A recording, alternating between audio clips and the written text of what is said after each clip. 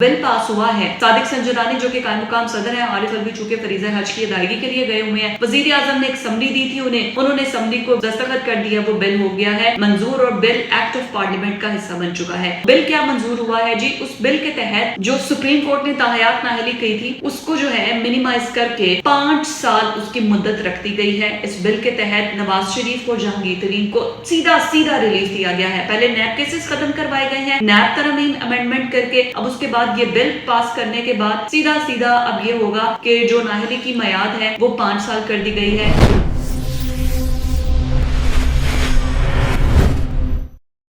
अस्सलाम वालेकुम व्यूअर्स, मैं हूं आपके साथ फिजा रियाज। आज की वीडियो में हम बात करेंगे हज के बारे में कि फरीज़ा हज की अदायगी के लिए लाखों फर्जंदान इस्लाम सऊदी अरब में मौजूद हैं। 25 लाख से ज़ायद फर्जंदान इस्लाम वहाँ पर मौजूद है। एक बड़ा इज्तिमा है और रौनकें आबाद हैं सऊदी अरब के अंदर। अल्लाह ताला के घर के अंदर लोग फरीज़ा हज की अदायगी कर रहे हैं। अहम रुकन भी है इस्लाम का हज और साहिब इस्तिताअत पर फ़र्ज़ भी है और ज़िंदगी में एक बार साहिब इस्तिताअत को तो ज़रूर हज करना चाहिए। तो जो लोग भी जो मुसलमान जो हैं वो हज कर रहे हैं, अल्लाह ताला उनकी दुआएं कबूल करे और पाकिस्तान के लिए ख़ास तौर पर दुआएं कि अल्लाह ताला हमारे मुल्क के हालात को बेहतर करे।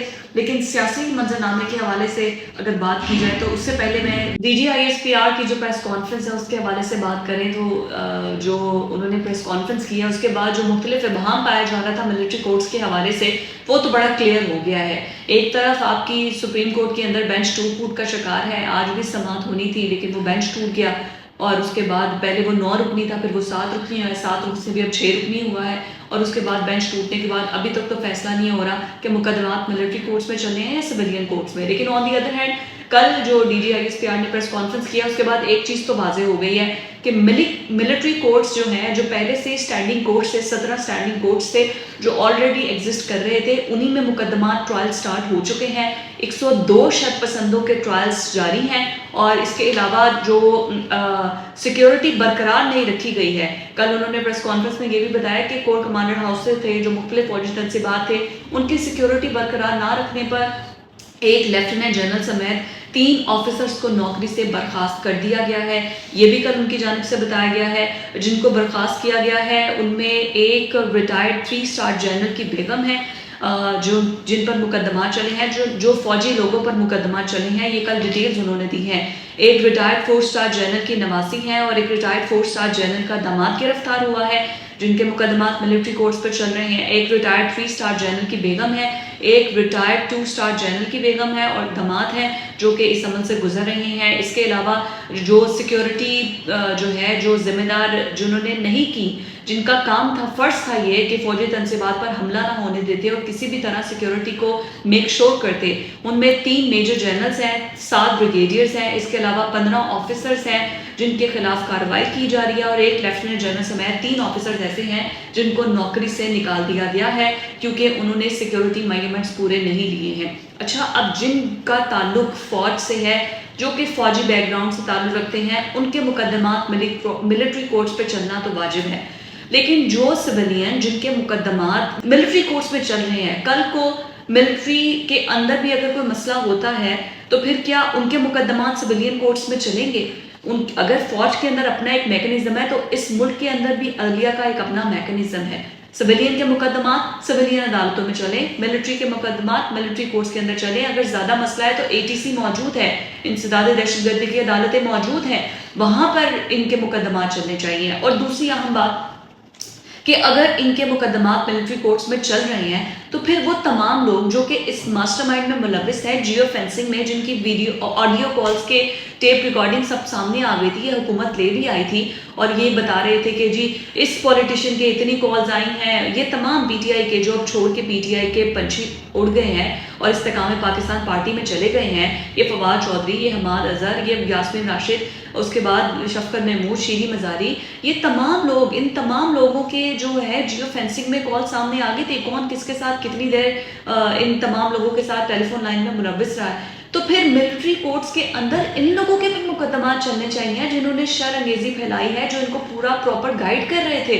जियो फेंसिंग में के सब कुछ सामने आ गया है तो फिर ऐसा थोड़ी है कि ये किसी दूसरी पार्टी में चले गए तो इनके सब गुनाह माफ हो गए। तो फिर इसी तरह से जो बेचारे वहां पर मौजूद थे, जो इनके सपोर्टर्स थे पाकिस्तान तहरीक इंसाफ वालों के, जो इन्होंने ये सब कुछ किया है, جو کہ غلط ہے، تو پھر ان کو بھی موقع ملنا چاہیے ہے کہ وہ بھی اسی طریقے سے کسی اور پارٹی میں شامل ہو جائے، کسی اور پارٹی کے سپورٹر ہو جائے اور ان کے بھی سارے گناہ معاف کر دیے جائے. پھر عدلیہ چاہے وہ ملٹری کورٹس ہے چاہے وہ سویلین کورٹ ہے، پھر سب کے لیے قانون ایک جیسا لے کر آئے.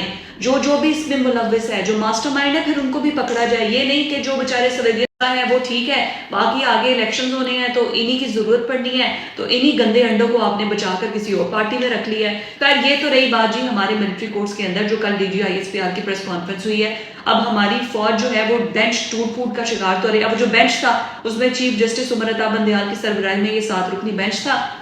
جسٹس سجاد الحسن تھے، جسٹس منصور علی شاہ تھے، جسٹس منیب اختر تھے، جسٹس یحییٰ آفریدی تھے، جسٹس مظاہر نقوی تھے اور جسٹس عائشہ ملک تھی. لے جی تو یہ تھے، یہ تمام ججز تھے جو کہ اس بینچ کا حصہ تھے. جسٹس قاضی فائز عیسیٰ تو پہلے ہی کہہ چکی ہیں کہ جب تک پروسیجر جو ہے اس بل کا فیصلہ نہیں آ جاتا ہے تب تک جو ہے وہ فل کورٹ میں سماعت کرے گا یا بینچ کون سی سماعت کرے گا اس پر تو ہے وہ پہلے ہی علیحدہ ہو چکے تھے. ابھی یہ جو ججز ہیں، اٹارنی جنرل نے جب روسٹم پر آئے تو انہوں نے جسٹس منصور علی شاہ پر اعتراض اٹھایا، تو جب انہوں نے اٹارنی جنرل نے ان پر اعتراض اٹھایا تو انہوں نے خود بخود ہی بینچ سے الگ ہو گئے مورل گراؤنڈز کے اوپر. بینچ ایک بار پھر سے ٹوٹ پھوٹ کا شکار ہو گیا. ابھی اس بینچ نے فیصلہ کیا نہیں ہے.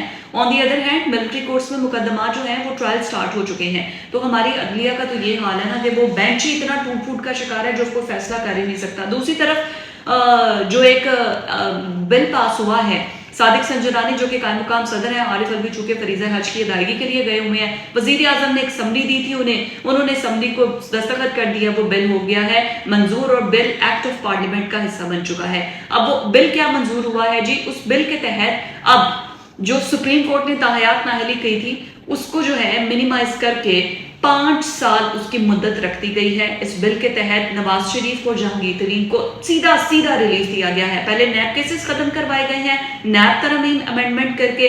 اب اس کے بعد یہ بل پاس کرنے کے بعد سیدھا اب یہ ہوگا کہ جو نااہلی کی میعاد ہے وہ 5 سال کر دی گئی ہے. آرٹیکل 62(1)(f) کے تحت جو بھی نااہل ہوگا 5 سال کے بعد اس کے سارے گناہ پاک ہو جائیں گے.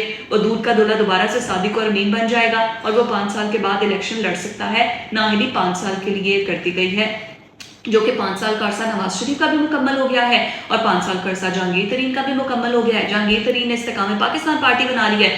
نواز شریف اس وقت دبئی میں موجود ہے اور تمام لوگ اکٹھے ہو کر دبئی موجود ہیں. آصف علی زرداری بھی وہیں پر ہے، بلاول بھٹو بھی وہیں پر ہے، مریم نواز بھی وہیں پر ہے. اور شنید یہ ہے کہ وزیر اعظم شہباز شریف بھی آج یا کل دبئی چلے جائیں گے. اب وہاں پر بیٹھ کر چارٹر آف اکانومی پر بات تو ہوگی نہیں، چارٹر آف ڈیموکریسی پر بات ہوگی تو نہیں. وہاں پر بیٹھ کے بات یہ ہوگی کہ آگے سیٹ ایڈجسٹمنٹ کون سی پارٹیز کے ساتھ کہاں پر ختمی ہے. وہاں پر بات یہ ہوگی کہ آگے بھائی اب جو آگے نگران وزیر اعظم آ رہا ہے اس کو کون لے کر آنا ہے اور پھر نگران وزیر اعظم جو آئے گا وہ کس پارٹی کو ریلیف دے گا. کیونکہ نگران پنجاب حکومت کے اندر جو نگران وزیر اعلیٰ پنجاب ہے اس کا حال تو آپ سب نے دیکھ لی ہے. جو زرداری صاحب کے بیٹے کہتے ہیں محسن نقوی صاحب، اور وہ کیا کچھ پنجاب میں کرتے رہے ہیں یہ سب کو پتا ہے. اس کے لیے مجھے ڈیپ میں جانے کی ضرورت نہیں ہے. تو اب کوئی ایسا ہی وزیر اعظم کا نام متفق طور پر لایا جائے گا، متفقہ طور پہ، کہ وہ ان پارٹیز کو ریلیف دے اور جو دیوار کے ساتھ جن پارٹیز کو لگانا ہے ان کو مزید دیوار کے ساتھ لگا دے اور ریگنگ کرنے میں ان لوگوں کی مدد کرے.